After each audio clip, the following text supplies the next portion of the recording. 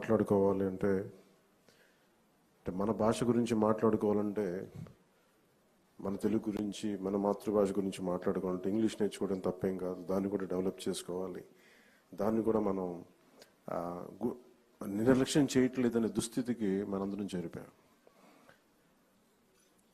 మన భాష గురించి మన భాష మీద మక్కువ కానీ మమకారం కానీ చూపించడమే పాపం, నేరం అయిపోయింది.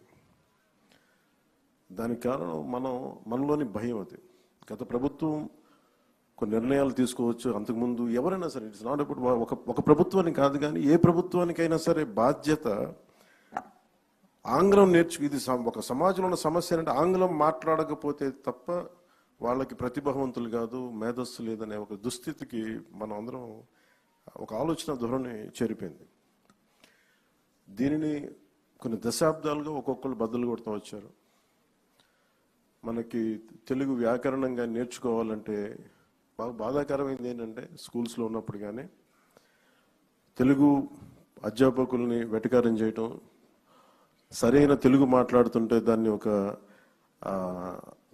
దానివల్ల ఏదో ఒక కామెడీ, ఒక వినోదం కలిగించే విధంగా ఉంది తప్ప నిజంగా తెలుగు భాష తాలూకు ఔన్నత్యం కానీ దాని గొప్పతనం కానీ అది చాలా పాపులర్ దీంట్లో తగ్గిస్తూ వచ్చాం. మనం ఇక్కడ మనందరం కూడా దీంట్లో బాధితులే.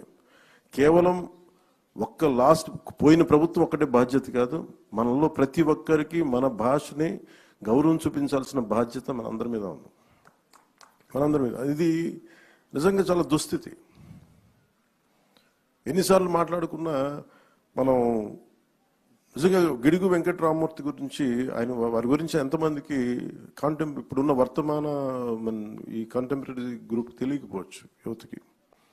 ఆయన గురించి చదివినప్పుడల్లా ఎంత కదిలిపోతుంటే, అసలు ఉదాహరణ చెప్పాలంటే గిడుగు రామమూర్తి గారు అసలు తెలుగు పండితులు కాదు. ఆయన ఇంగ్లీష్ టీచర్. ఆయన హిస్టారియన్. ఆయన విద్యార్థులకి హిస్టరీ, ఆంగ్లం నేర్పించిన వ్యక్తి. ఆయన తెలుగు భాష మీద అసలు ఆయన దృష్టి పెట్టలేదు.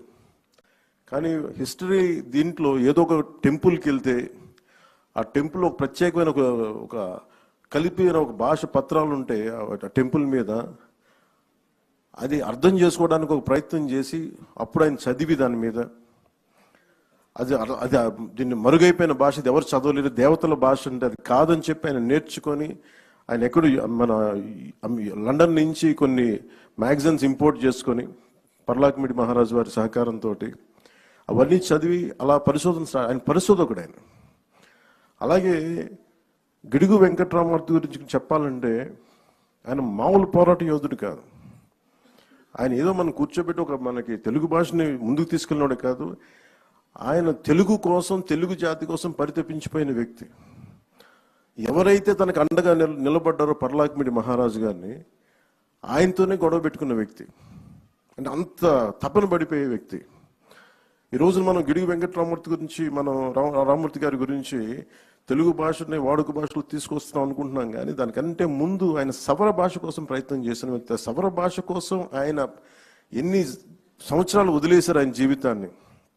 ఆయన సొంత నిధులు ఖర్చు పెట్టి అసలు టోటల్గా ఎవరు కలవకూడదు, సవర్లతో కలవలేము, కొండ జాతి వాళ్ళతో పని లేదు, ఈ కుల వివక్ష చాలా పీక్స్లో ఉన్న దశలో, అలాంటి సమయంలో ఆయన సవర్ల కోసం తపన పడి, సవరులు దోపిడీకి గురవుతున్నారు సవర సమాజం, వారి దోపిడిని అరికట్టడం కోసం వాళ్ళకి ఎవరికైనా మన మైదాన ప్రాంతం నుంచి వచ్చి డబ్బులు ఇస్తా ఉంటే అది ఎంత ఎక్స్ప్లాయిట్ చేయబడుతున్నారు, ఎంత దోపిడీకి గురవుతున్నారు ఆయన వాళ్ళకి తెలియట్లేదని చెప్పి వాళ్ళ మీద ఉన్న మక్కువతో ఆయన సవరులకి అర్థం చేయడానికి వాళ్ళు జరుగుతున్న దోపిడీకి ఆయన సవర భాష నేర్చుకొని మరి వాళ్ళలో వ్యాకరణం, పుస్తకాలు ఇన్ని కృషి చేశాను. అలాంటి వ్యక్తి, అలాంటి మహానుభావుడు. అలాగే ఆయనకి ఎవరికైతే అండగా ఉన్నారో తెలుగు భాష కోసం, లేదంటే మనకి ఈ వరిసాలో కలిసిపోతుంది పర్లాకిమిడి, నేను విడిపోవాలి, నేను చెప్పి మేము ఆంధ్రాలోనే ఉండాలని ఒక ప్రయత్నంతో ఆయన చేసిన ప్రయత్నం పర్లాకిమిడి మహారాజు వారి కోపానికి కారణమైంది. ఆయన స్నేహాన్ని కూడా వదులుకున్నారు. అలాగే ఆయన ఎన్ని మాటలు పడ్డారంటే దుష్ట చతుష్టయం అని చెప్పి దాంట్లో ప్రత్యేకించి మన గురజాడ అప్పారావు గారు గురజాడ అప్పారావు గారు అలాగే శ్రీనివాస్ అయ్యంగార్ గురించి అనేవాళ్ళు అంటే సగం సరిగ్గా రన్ని తమిళం తెలుగు మాట్లాడే శ్రీనివాస్ అయ్యంగార్